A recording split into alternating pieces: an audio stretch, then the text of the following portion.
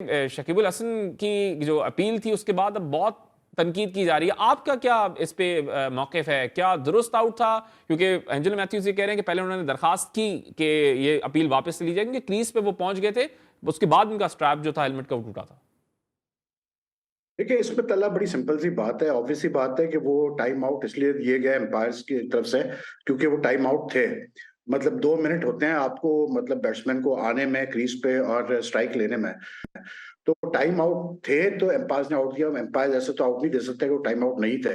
बात यह है कि सिंपल सी, मैं ये समझता हूँ कि देखिए बहुत सारे कवानीन ऐसे हैं क्रिकेट में जो कि मतलब हम कहते हैं जैसे नॉन स्ट्राइकर एंड पर रनआउट या हैंडलिंग द बॉल, इस टाइप की जो चीजें होती है ना, ये बड़ी कंट्रोवर्शियल इसलिए होती है क्योंकि ये कवानीन में तो है आप आउट दे सकते हैं, लेकिन जनरली समझा यह जाता है कि जी ये स्पोर्टिंग स्मैनशिप नहीं होती है, मतलब अच्छी चीज नहीं होती है।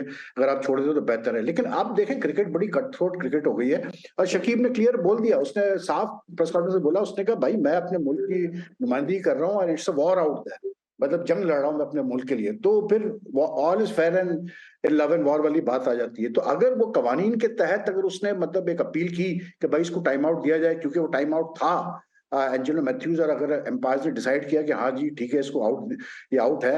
हालांकि एम्पायर ने रिक्वेस्ट की उससे, शकीब से, कि आप वापस ले लें ये अपील, लेकिन उसने कहा नहीं भाई मैंने अपना माइंड कर लिया। तो वैसे लीगली तो ठीक है, उसने कोई गलत काम नहीं किया, लेकिन जनरली आप कहते हैं कि यार स्पोर्ट्समैन स्पिरिट के खिलाफ है। लेकिन बात यह है कि देखें ये जो फॉर्मर क्रिकेटर्स वगैरह है ना, मैंने इनका देखा है कि इनके बहुत डबल स्टैंडर्ड्स होते हैं।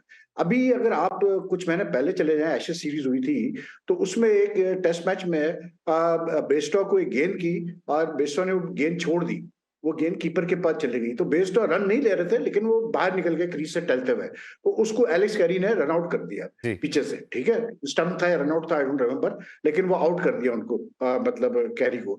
उस पे सब ने, बहुत सारे फॉर्मर क्रिकेटर ने कहा कि हाँ जी एलेक्स कैरी ने बड़ा प्रेजेंस ऑफ माइंड दिखाया, बड़ा उसने एंटिसिपेट किया और बेस्टो को बाहर नहीं जाना चाहिए था और ये कवानीन के अंदर है। और ये देखे वहां भी स्पोर्ट्समैनशिप की बात आ रही थी क्योंकि वहां भी बेस्टो रन नहीं ले रहा था।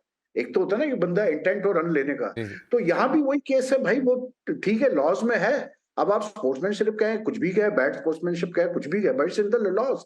जब तक कि ये लॉज में चीजें हैं जैसे नॉन स्ट्राइकर पे रन आउट होना, ये सारी चीजें, अब आप किसी को, मैं नहीं समझता आपको किसी को कसूरवार ठहराना चाहिए, क्योंकि ये देखें आप जब दो मुल्क मैच खेल रहे होते हैं तो लॉट इज एट स्टेक। और फिर बांग्लादेश की परफॉर्मेंस इस टूर्नामेंट में हमने देखी है कैसे रही है, तो जाहिर सी बात है वो जीतना चाह रहे थे, तो ठीक है उन्होंने एक डिसीजन लिया। मैं नहीं समझता कि शकीब ने कोई इतना बड़ा वो किया है कि उस पर इतना शोर मच रहा है। अभी उस्मान ख्वाजा का मैं स्टेटमेंट पढ़ रहा था जी। कि वो भी उड़ा रहे हैं। भाई उस्मान ख्वाजा और ऑस्ट्रेलियन जो टीम थी उन्होंने तो बड़ा अप्रिशिएट किया था जब एलिस कैरी ने बेस्टो को आउट किया था। उस पर उनको याद नहीं आया था स्पोर्ट्समैनशिप, उस पर उनको स्पोर्टिंग स्पिरिट याद नहीं आई थी जब वो बेस्टो को आउट कर रहे थे, जबकि उनको पता था कि बेस्टो रन नहीं ले रहा है।